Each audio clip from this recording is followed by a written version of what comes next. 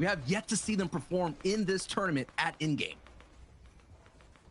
Jason Forzier, Nate, similar type of circumstance. They just need to end up grabbing this game for themselves.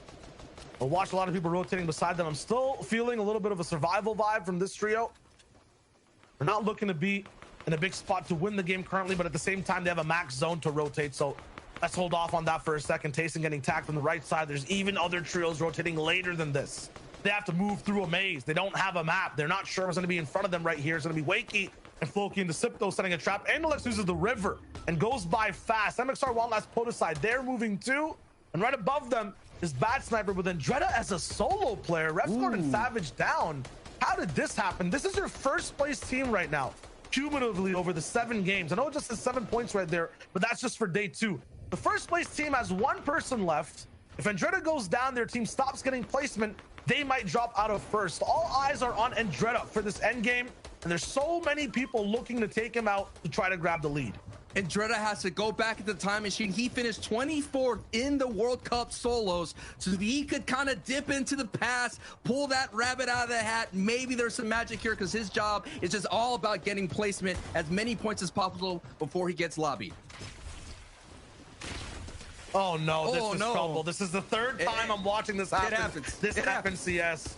It happens. Throwing things close range, they're so lethal though. Look at Bubok's health just go down more and more. Now he's at 30, used to be at 100. He's going down to 20 as well. It's so hard to run away from those Stingfish, but once again, you use them in close range, they end up doing damage to you as well. This entire box too, this complex of builds has so many top trios and making sure he medkits up. These guys are going all in on their HP. They're looking to just take this end game by storm. Oh yeah, and the Storm has already moved away from all of our competition. The first moving has been revealed and is going back towards Dirty Docks. This is going to be a very dirty, a very dangerous rotation. And Thomas AC and Austin Flick, we said that day 2 is their day. Are they going to be able to seize it and have that pop-off game, Shio? This is not only the most important day, but this has to be the most important game. The thing we've seen on EU, especially early, is people like to contest height. They like to interrupt Thomas, Flick, and Anas. But look how far this split goes. Thomas is back in an old zone a minute away. Anas and Flick are already all the way on the front side, building a new base. So these guys have real estate on all corners of the map. Janice Hen and Chapix, they're going down to on the backside of Storm. Man. This is absolutely ruthless. People have to make it up a mountain, go down a mountain. It's tough. The hill's in the way, and Chapix is the last person alive on this squad to make the rotate. Chapix is usually the tarper. He could navigate these builds. He could do those layer switches. He could just hold on as much as possible, but he cannot just get any attention looking his way. Down at the ultimate low with only 25 HP. This is the defending champion here who had the momentum leaving from day 1, walking away with the Victory Royale. He's going to do all that he can. Now they're in the 2nd threshold of placement. But let's take an eye on high. Thomas AC, Anas, and Flick here, putting some pressure down below. They have the ammo. Look at the AR. They have all the options they can to put the pressure down on low ground. Every player playing scared, but fear gets relieved as the zone actually bounces back. Everyone on middle and low ground, even the people getting struck by this purple lightning from Storm Surge, are safe and can breathe for the moment.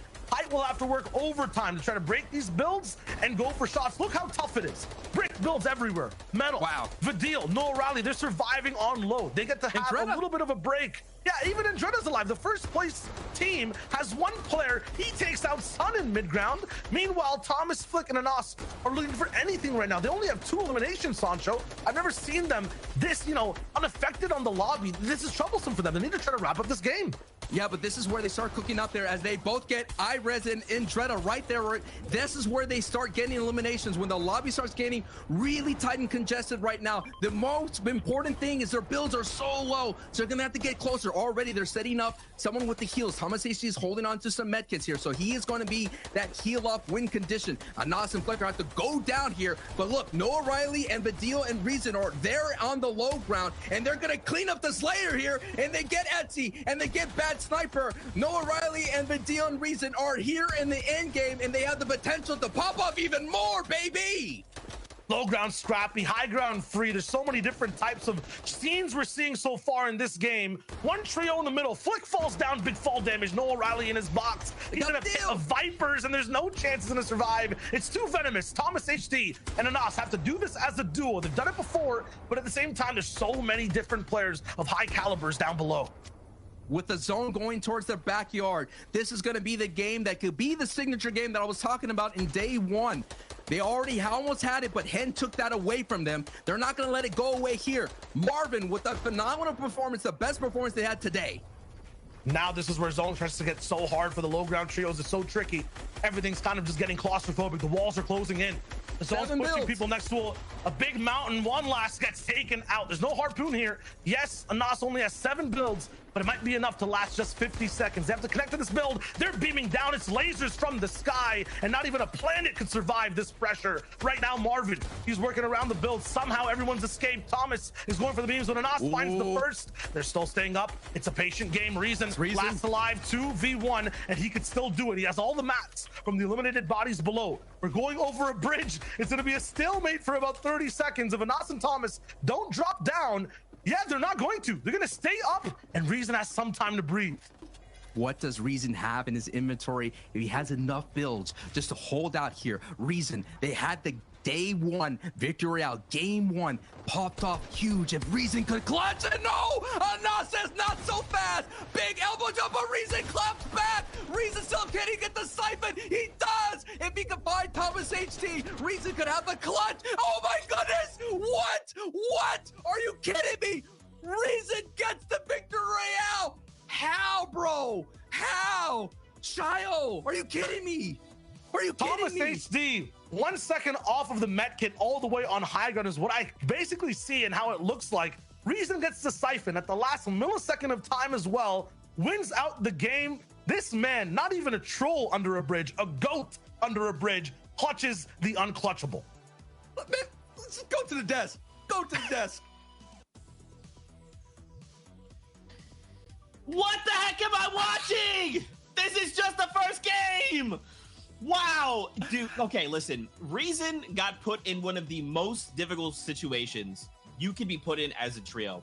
You have one member left alive in those final few zones, and that member's thinking, okay, what do I have to do? Like, what? At this point, is it placement? Is it elims? He's like, you know what? Let me just channel my Sprite energy and just roll up in there and get the victory royale, Reese.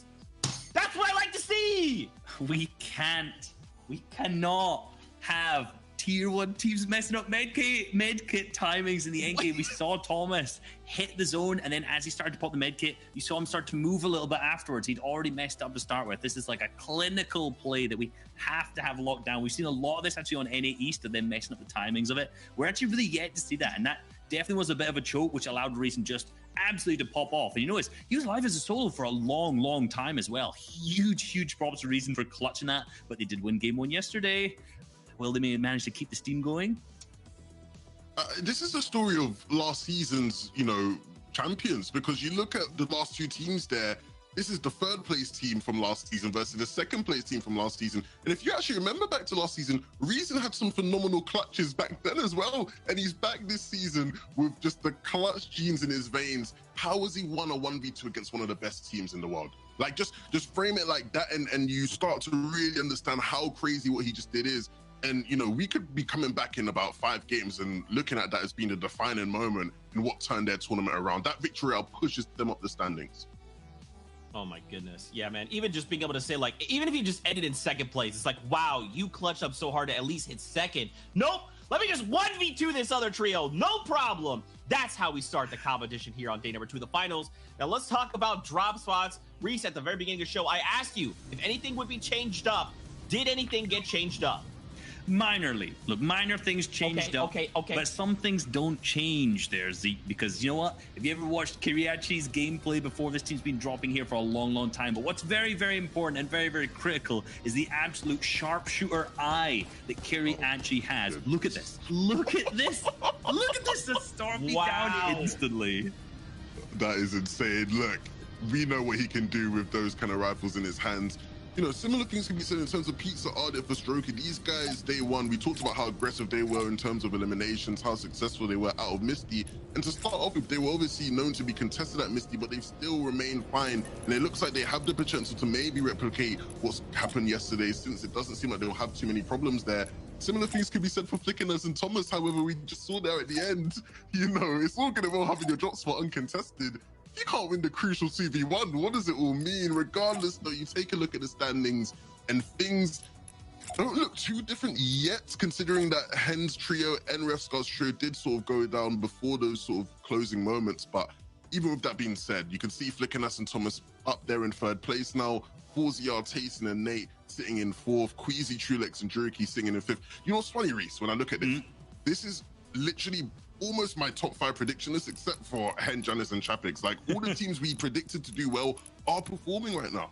Absolutely, and this has just gone even closer. Apart from, let's be real, Hen, Janus, Chapix pulling away a little bit with their eliminations off Spawn that they got. That's obviously a good few points. And no, you know, Chapix clutched all the way up till 9th by himself there. So 2 moving zones he managed to make it through, which was really, really big for the team. That's why they've started to kind of take that lead a little bit. Again, Andrea managed to do a similar thing, clutching up all the way to 12th. So great performance from these guys. But again, Kiriachi's team, you know, some of these other teams down that we kind of just mentioned, they're still middling, right, in that 7th till 8th and